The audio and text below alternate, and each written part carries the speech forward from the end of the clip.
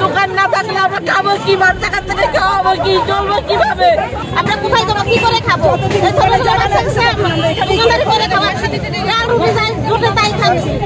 কিন্তু চুরি তো করতেছি না, ডাকাতি করতেছি না, ইমানদারি সে খাইতে খাচ্ছি। আমাদের দোকানে জায়গা চাই,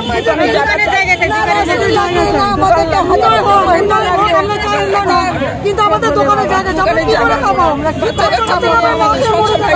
বাচ্চাগুলো আমাদের সবাইকে লাগবে না, ব্যবসা নিয়ে চলতেছে। যদি আমরা যদি बेकार করে দেয় তাহলে কি করে বাঁচবো? हम लोग का मांग है, हम लोग को व्यवस्था कर दीजिए, उसके बाद में भाग देने से हम लोग को आपत्ति नहीं है, बाकी हम लोग को व्यवस्था करिए। हम लोग को कोई उपाय नहीं है, सब्जी बाजार छोड़ के कोई उपाय नहीं है। কর্পোরেশনের যিনি দায়িত্বে আছেন তাকে দায়িত্ব নিতে হবে। সরকারি প্রপার্টি কেউ বিক্রি করে খাবে আর গরিব মানুষ তার বাসস্থান পাবে না, গরিব মানুষ তার রুজি রুটির জায়গা পাবে না, এটা মেনে নেওয়া যাবে না। আমি যতদিন বেঁচে আছি আগেও লড়াই করেছি, আজকেও লড়াই করব। তাতে যদি দল মনে করে যে এই লড়াইটা আমার ভুল, তাতে দল আমাকে বাদ দিয়ে দিক, কাউন্সিলর থেকে বাদ দিয়ে দিক, তাতে আমার কোনো আপত্তি নেই। আমি মাথা বেঁধে নিই, মানুষের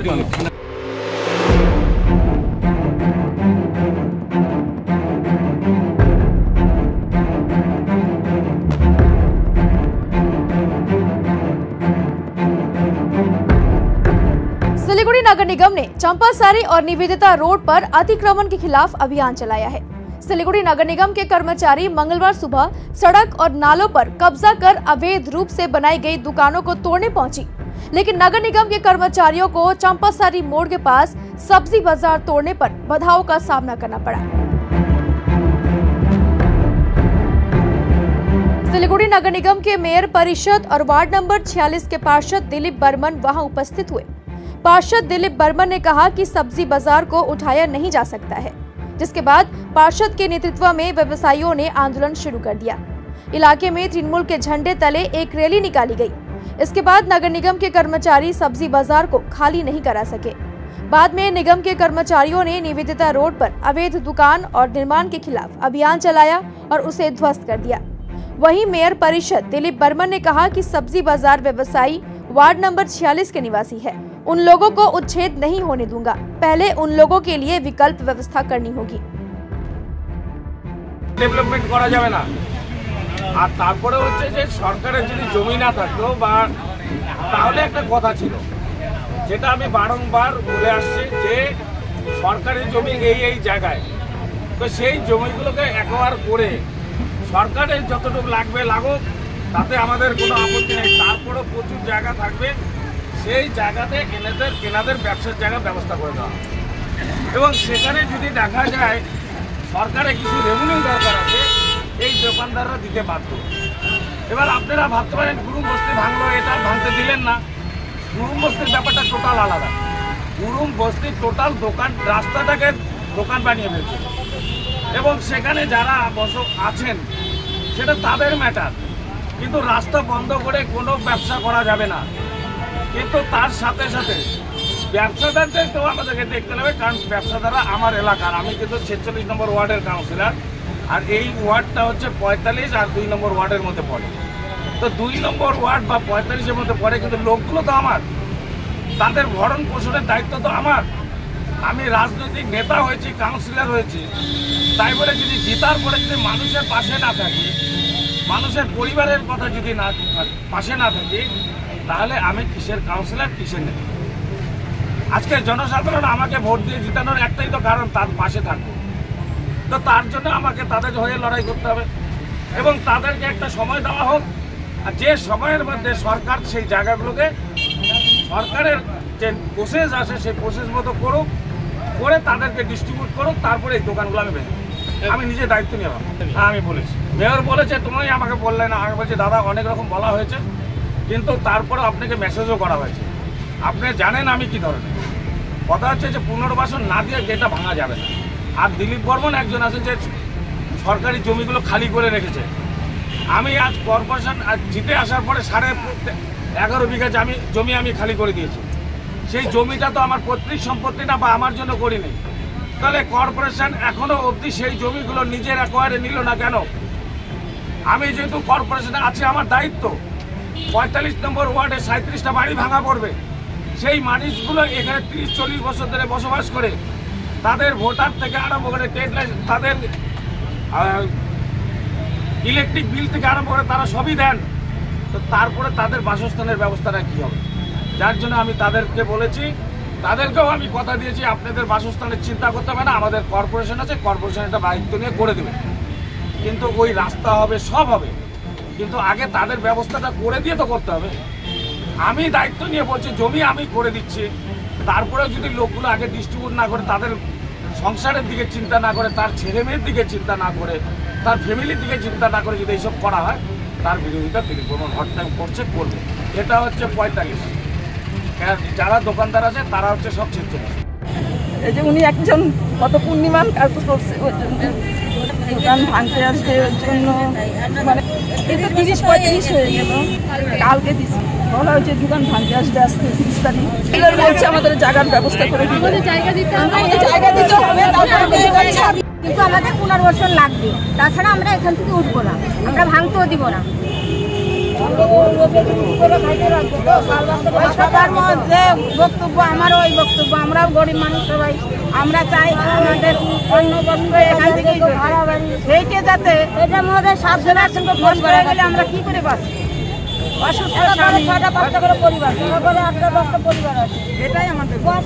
हम लोग का दुकान तोड़ने से बहुत तकलीफ है, बाल बच्चा सभी मर जाएगा, भूखे मर जाएगा, कोई रोजी रोजगार नहीं है।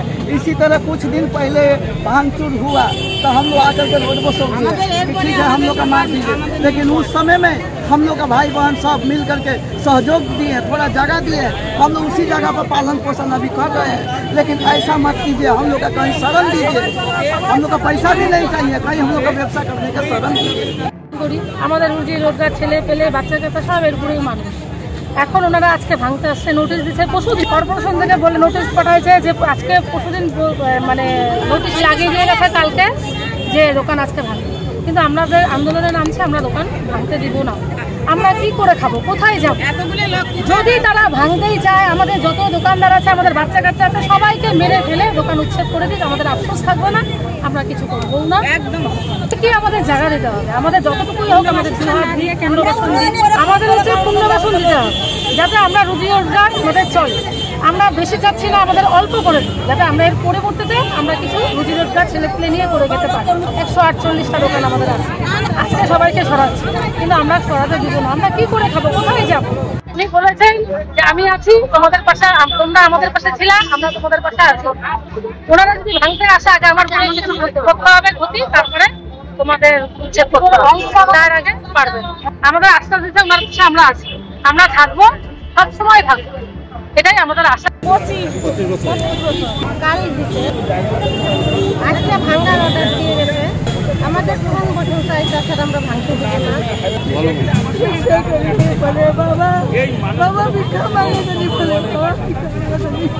আমাদের দোকানে জায়গা চাই,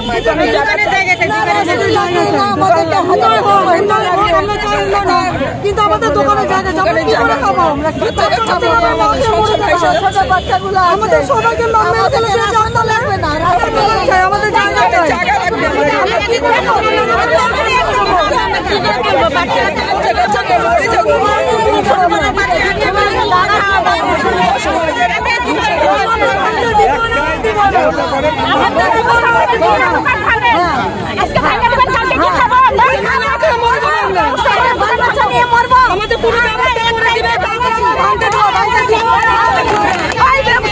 চলতেছে যদি আমরা যদি বেকার করে দেয় তাহলে কি করে বাঁচবো?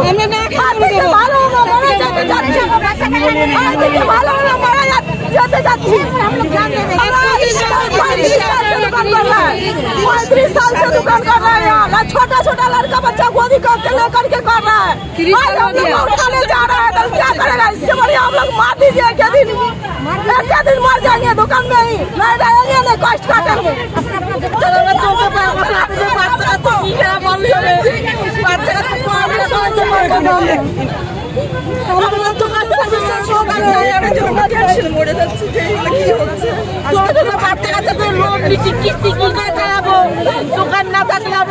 কি, বাচ্চা কাচ্চাকে খাওয়াবো কি, চলবো কিভাবে? ওখানে জায়গা করে দিবে, এটা নিয়ে আমরা এখন আন্দোলন করছি। দোকান দিবে, তারপর আমরা চলবো। দোকান চাই, দোকান ছাড়া আমরা চলবো কি করে? আমাদের দোকান লাগবেই লাগবে। তাছাড়া আমাদের জানে মারে ফেলো, কিন্তু আমরা দোকান ছাড়বো না। দোকানে জায়গা দিবে, তারপর আমরা দোকান এই দোকান দিয়ে আমাদের সংসার চলে। আমরা কোথায় যাবো, কি করে খাবো?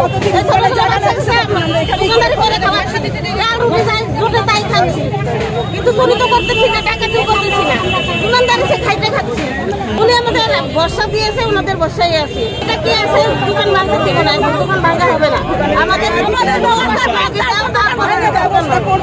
পুনর্বাসন আগে देवे, तारपरे दुकान भांगे। हम लोग का मांग है, हम लोग को व्यवस्था कर दीजिए। उसका बाद में भाग देने से हम लोग को आपत्ति नहीं है, बाकी हम लोग को व्यवस्था करिए। हम लोग को कोई उपाय नहीं है, सब्जी बाजार छोड़ के कोई उपाय नहीं है, ठीक है? कोई रास्ता नहीं है, बाल बच्चा लेकर के कमा खा रहा है, कोई लाइन रास्ता नहीं है। यही हम लोग चाहते हैं, हम लोग को व्यवस्था करके हम लोग को उठा दे, कोई आपत्ति नहीं। সবাই গরিব মানুষ, আমরা এই দোকানের উপরে আমাদের সেখানে অনুদান নির্ভর করে। এই দোকানটা আমাদের অন্নদান, আমরা সবার কাছে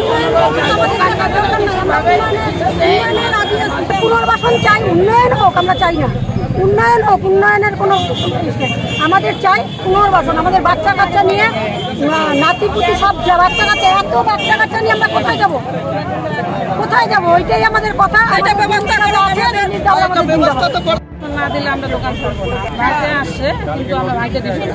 আমাদের পুনর্বাসন চাই, আমরা যখন পুনর্বাসন দিবে না তেমন পুনর্বাসন দেখ আমাদের দোকান আমরা এই ছেড়ে দিব। পুনর্বাসন কোথায় দিবে জানি না, কিন্তু আমাদের দোকান এটাই এখন পুনর্বাসন হিসাবে আছে, কিন্তু কোথায় দিবে ঠিক তারপর আমরা হ্যাঁ আমাদের ব্যবস্থা না হলে আমরা দোকান ছাড়বো। এই দোকানের উপরে সংসার চলে। আমার একটা মেয়ে পড়াশোনা করে, আমার একটা ছেলে আছে, আমরা কোথায় যাবো? আমাদের তো সংসারে সবাই চলে, আমরা কোথায় যাবো?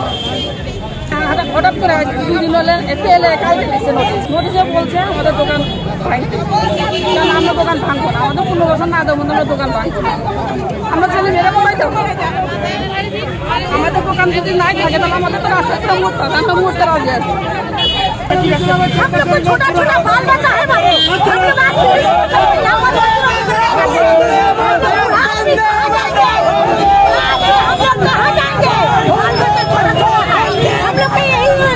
हम लोग भिखा मांगते हैं, हम लोग को आधा दे दे, आधा में ले ले, खुशी से हम लोग देंगे।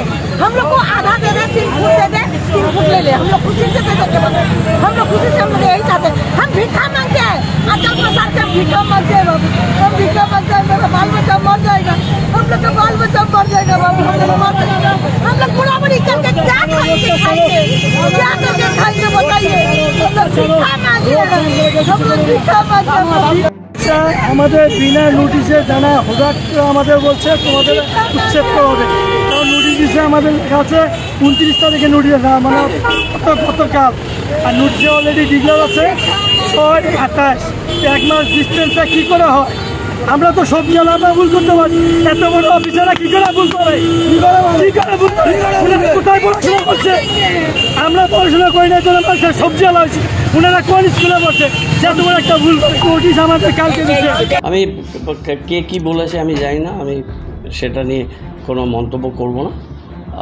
আমি গভর্নমেন্টের সিদ্ধান্ত অনুযায়ী কাজ করব, যথাসম্ভব মানুষকে আমরা পুনর্বাসন দেব, কিন্তু রাজ্য সরকার এবং মাননীয় মুখ্যমন্ত্রী উপরে কেউ না। আমি সেইভাবে করবো। অনেক আলাপ আলোচনা আমাদের কর্পোরেশনে হয়েছে, ভবিষ্যতে আমরা জোর করে করতে চাই, আবার আলাপ আলোচনা হবে। আমি কথা বলেছি, আলাপ আলোচনা করে আমরা যা ব্যবস্থা নেব।